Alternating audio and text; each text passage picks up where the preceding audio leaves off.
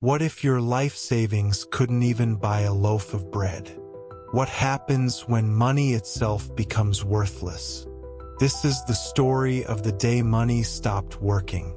Not once, but twice on two different continents in two different centuries. But both moments share one chilling truth. When money dies, chaos is born. Stick around until the final part where we reveal what both nations did next, and what warnings they leave behind for the world today. But before we dive in, let me know if you're enjoying this kind of history. Tap that like button and subscribe. Only if you truly love what I'm doing here. Part 1. When a card of cash couldn't buy lunch. A mother walks into a bakery in Berlin with a sack slung over her shoulder. But it isn't filled with groceries. It's filled with paper. Money. She places the bag on the counter, sweat on her brow, and asks for a loaf of bread. The cashier glances at the price chart and hesitates. Prices have changed again. Just in the few minutes the woman stood in line. The total is now double. She digs deeper into her sack, trying to scrape together enough notes. Behind her, the line grows restless. This wasn't some surreal dream. This was Germany in the early 1920s, when inflation moved faster than footsteps. It was a world where children played with banknotes like they were building blocks, and adults burned them for heat. What could cause an entire currency to collapse into dust? And what does it feel like when society wakes up one day and realizes their money, everything they saved, earned, trusted, has stopped working? Germany had already been shaken to its core. After losing World War I, it owed enormous reparations, payments that seemed impossible to meet. But the victors didn't care. The Treaty of Versailles demanded gold, coal, timber, goods, anything Germany could send. And when it couldn't, Germany began printing money to cover what it owed. At first, it seemed like a clever trick. Just print more marks. More notes, more buying power, at least on paper. But each new bill sent a message. This money isn't worth as much as it used to be. And soon the spiral began. The government kept the presses running. But there was no gold backing those notes. No confidence. And every new sheet of printed paper only made things worse. In just a few years, what cost 1 mark would cost thousands. Then millions, then billions. Money lost its meaning, but the consequences were all too real. Daily life turned into a race. Not for success or status, but for survival. Workers were paid twice a day. Once in the morning, once in the afternoon. Not because of generosity, but because if they waited until evening, their pay would already be worth less. People ran from factories to stores, desperate to trade marks for something, anything that held value. Food, soap, fuel. Meanwhile, children crafted toys out of worthless banknotes. Old men, once secure in their pensions, were now penniless. The value of years of work evaporated in weeks. Hospitals ran out of supplies. Schools struggled to stay open. In the countryside, bartering returned. City dwellers traded jewelry, shoes, or furniture for sacks of potatoes. Entire communities reversed, progress went backward. Every price tag was temporary. Every paycheck was a time bomb. And as the economy crumbled, so did the nation's nerves. Savings disappeared overnight. Renters found their costs doubling each week. Businesses shut down. Riots broke out in cities across the country. Looting, theft, and violence became a part of daily news. The middle class, once the heart of Germany, was shattered. Trust in the banks disappeared. People stopped believing in the system. And when belief goes, order follows. Political extremists stepped into the void, promising answers, promising revenge, and most dangerously, promising stability. The far left and far right gained ground as desperate people reached for anything that seemed solid. Behind every collapsed currency is a trail of broken promises. But what made this collapse even more terrifying was how quickly it infected everything: law, order, identity, even hope. By November 1923, $1 was worth over 4 trillion German marks.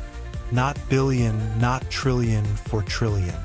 The mark wasn't a currency anymore. It was confetti, and the people who had relied on it were now adrift, uncertain of what came next. The German government finally acted.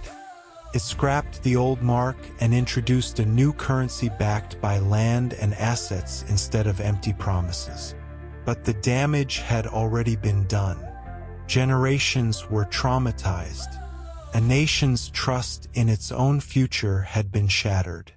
And while the world looked on in horror, few realized this wouldn't be the last time it happened. Because decades later, on a different continent, another country would fall into the same nightmare. Only this time, the money didn't even make it to the printing press. People tried using rocks, fuel, and even eggs as currency. What happened in Germany was tragic. What happened next was terrifying. Part 2. When $1 billion bought nothing. A father enters a store in Harare holding a freshly printed $50 billion note. It's not worn or crumpled. It's crisp, straight from the bank. In his other hand, he carries a shopping list: bread, cooking oil, rice. But when he asks for the oil, the clerk shakes his head. The price has gone up again. 50 billion isn't enough. Not even close. The man stares at the note. Just a few weeks ago, it could fill half a grocery bag. Now, it might not buy a single egg. As he turns to leave, he notices something else. Someone sweeping shredded currency off the floor. It's trash now. Zimbabwe was collapsing under a wave of hyperinflation that made even Weimar Germany look restrained. Entire fortunes evaporated in days. And behind it all was the same poison. Printed promises that meant nothing, backed by a government that had no answers, and a population clinging to a currency that was dying in their hands. The signs had been there for years. Zimbabwe's problems didn't start with inflation. They started with the land. In the early 2000s, the government began seizing farms, redistributing land that had once fed the entire country. But the new system crumbled. Productivity plummeted. Exports vanished. Food shortages began. The economy started to shrink, and with it, tax revenues. Instead of fixing the root of the crisis, the government grabbed its easiest tool: print more money. The central bank pumped out bills in larger and larger denominations. It became a routine. Patch the hole, print some more. But the more they printed, the less it was worth. And with no real production, no exports, and shrinking faith in the system, prices began to rise. Then they exploded. What began as a trickle turned into a tidal wave. Money lost its meaning, and the government kept printing, hoping it could outrun the collapse it had already set in motion. Banks became ghost towns. ATMs froze. They couldn't handle the zeros anymore. Software crashed. Spreadsheets broke. New bills came out weekly: 10 billion, 20 billion, 50, then trillions. Each was already outdated the moment it was printed. Stores stopped posting prices. Why bother? By the time you looked, it had changed again. Businesses closed. unable to keep up.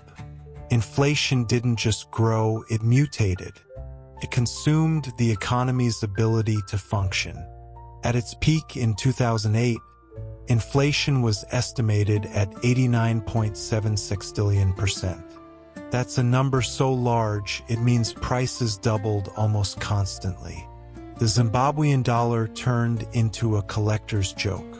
A curiosity. Tourists bought trillion-dollar bills as souvenirs. But for the people who lived through it, it was no joke. The money in their wallets meant nothing. Retirement savings were wiped. Salaries were meaningless. What remained was chaos and an economy without currency. The human cost was devastating. Teachers stopped showing up. They couldn't afford the commute. Hospitals ran out of medicine. Doctors left for neighboring countries. Schools shut their doors. Entire families crossed borders in search of food. Those who stayed had to adapt. Barter returned. A bar of soap might buy you a handful of tomatoes. A gallon of fuel could trade for a live chicken. Markets became noisy, confusing exchanges of goods, services, and scavenged foreign coins. But even bartering couldn't reach everyone. The elderly, the sick, the isolated, many were left behind. Children dropped out of school to help their families survive. People were paid in bread, in rice, in sandwiches. Meanwhile, those with power and connection found ways to thrive. Corruption soared. Smuggling became business. Desperation grew. The social fabric frayed. And all the while, the government insisted everything was under control. But on the streets, no one believed it anymore. In 2009, Zimbabwe introduced a $100 trillion note. It became an instant symbol of absurdity. But it wasn't funny. It was the last gasp of a currency on life support. Eventually, the government stopped printing entirely. Not because it didn't want to, but because it couldn't. The people had already moved on. US dollars and South African rand began to circulate informally, then officially. Zimbabwe's own money disappeared like smoke. It was a nation in pause. Its economy frozen. Its trust shattered. Rebuilding would take years. Confidence takes longer than paper to print. And as the world watched Zimbabwe fall, many saw it as an isolated disaster, a faraway place with strange problems. But they missed the lesson, because this didn't start with rocks as currency. It started with a system ignoring warning signs, a government choosing shortcuts, and a population caught in the collapse. The terrifying truth is, it didn't happen overnight, and it could happen again. Part 3: The Anatomy of Financial Collapse and What We Missed. It starts with a crisis, but not always a loud one. Sometimes it's quiet. An economy that begins to slip, a government that overpromises, a population that still believes everything will be fine.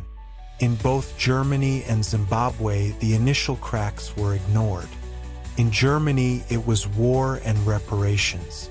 In Zimbabwe, it was political instability and food shortages. But the reaction was the same. Leaders reached for the printing press, convinced it could buy time. They poured money into the system. More bills, more hope. But as prices rose and faith fell, they kept printing. Felt like motion, like control. But it was a trap. Because once trust is gone, money stops being money. It becomes paper. And then panic spreads. People rush to spend before their cash becomes worthless. Business stalls, trade dies. The spiral feeds itself. Both countries followed this recipe. The only difference was geography and the speed of the fall. Money is more than currency. It is a shared belief, a fragile contract between citizens, businesses, and governments. It works because people agree it works. But once that belief breaks, there is no fixing it with ink or paper. Germany tried, Zimbabwe tried. But the more they printed, the faster that belief dissolved. Inflation is a symptom. The real disease is disbelief. People begin to save in foreign currency. Then they hoard goods. Then they stop saving at all. They spend out of fear, not want. They stop planning for the future. And when that happens, economies lose their shape. Structure disappears. Prices are no longer numbers, they are guesses. The market becomes emotion, not logic. That is how money dies. Not with a crash, but with a quiet turning away. The notes still exist. They're still printed. But no one cares, because they don't believe anymore. And belief is the only thing holding it all together. Before the collapse, there were warnings. They always appear. Leaders promise everything will be fine. Debt rises, budgets stretch. More spending, more printing. There are temporary fixes. Interest rates lowered, subsidies handed out, new notes introduced. But none of them fix the problem. They just delay it. In both Germany and Zimbabwe, these patterns repeated. Leaders kept assuring the public. They said recovery was around the corner. But the public felt something else. They saw prices changing too fast. They saw shelves going empty. They watched their savings vanish. Eventually, even the officials stopped pretending. The tipping point had been passed. Banks closed, markets froze. Then came the hunger, the riots, the rage. And still, some insisted it was just temporary. That's the danger. Collapse rarely announces itself. Creeps in slowly. People trust too long. By the time they realize what's happening, they're standing in line with a sack of bills and nothing to buy. Recovery is possible, but painful. Germany's recovery began when it introduced the Rentenmark, a new currency backed by land and industrial assets. It wasn't just paper anymore. It represented real value, real things. Trust had to be rebuilt, brick by brick. Took years, it took sacrifice. But eventually, the economy stabilized. Zimbabwe's path was different. It gave up its own currency entirely. People began trading in US dollars, South African rand, and even mobile credits. The Zimbabwean dollar vanished. And while this brought some calm, the scars remained. Businesses had closed, lives were lost. Generations had grown up knowing only economic collapse. In both nations, the recovery wasn't just financial. It had to be psychological. People had to believe again, not just in money, but in the system. And that takes far longer than replacing a banknote. Takes leadership, transparency, and time. Without that, even a new currency is just another piece of paper. So could it happen again? Some say no. They believe modern economies are smarter now. That central banks have tools. That debt is under control. But the warning signs are already flashing. Global debt is rising fast. Printing has resumed. Trust is thinning. Prices are climbing. And once again, leaders are promising it's temporary. That everything is fine. But history doesn't repeat exactly, it rhymes. The conditions that destroyed Germany and Zimbabwe are not unique. They are human, and human systems are always vulnerable to greed, denial, and fear. If two countries in two very different places and times could watch their currencies vanish into nothing, it's foolish to believe anyone is immune. Money works because we believe it does. But if that belief breaks, nothing will hold it together. And if it happened before, twice, what makes us think it can't happen again?